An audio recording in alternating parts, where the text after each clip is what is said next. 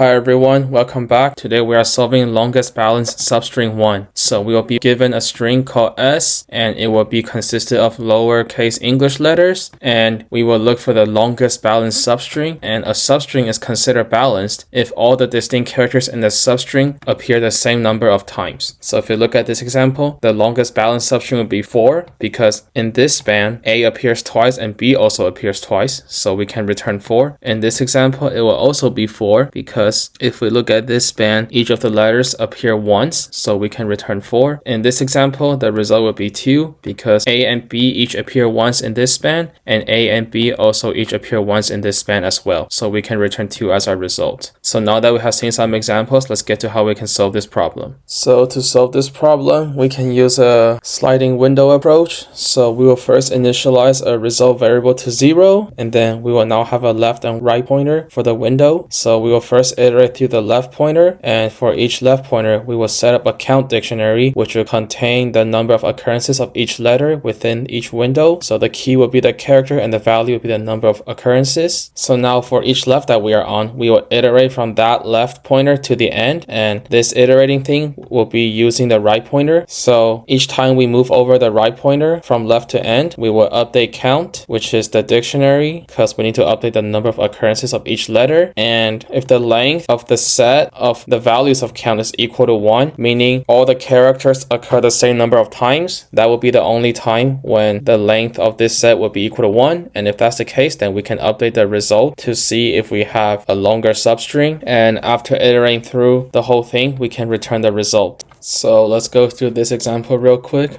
So we'll start the window here, and this will be the left, this will be the right. So in the beginning, A occurs once, and we have 1 in the set. The length is 1, meaning all the letters occur once. So we can update result to 1 because that is the length of the substring. We come here, the length is still 1. Update result to 2 because that's the length of this substring, and it is longer than 1, so we can change it to 2. Now the length is 2, so we skip it. The length is 1, and we can update result to 4 because this is the longest substring that we have seen. Length is 2, so we ignore. Now we come here, length is 1, but it's not longer than result, so we can keep it. Again, not longer than result. Length is 2, and length is 2 as well. We shift the left pointer over again. Length is 1, not longer than result, not longer than result, and not longer than result. So we shift the left pointer again. Not longer than result, not longer than result. And finally, C itself is also not longer than result, so we can return 4 as our result because that's the longest substring that we have found when we iterated through. And the time complexity would be O of n squared, where n is the number of elements in the string because the left pointer will have to go through n iterations, and within the left pointer, the right pointer will also go through n iterations within each iteration of each left pointer. And the space complexity would be O of 1. Now you may think that this takes up some space, but actually the constraint is only within the alphabet of 26 letters. So no matter how long the string is, the size of this dictionary would be 26 at the very most. So that's why it's O of 1. So now let's get to the coding part.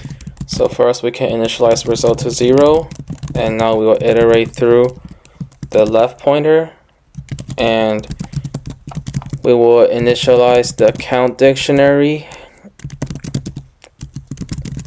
Now we'll look through the right pointer from left to length of the string, and we will update the count dictionary for whichever letter by 1. And if the length of the set of the count of values is equal to 1, meaning all letters in the substring have the same number of occurrences, then we can update the result. And finally, we can return result. But actually, we can have a quick shortcut. We can end the problem earlier. If the length of string minus the left pointer is less than or equal to result, then we can just break. All right, let's see if it works.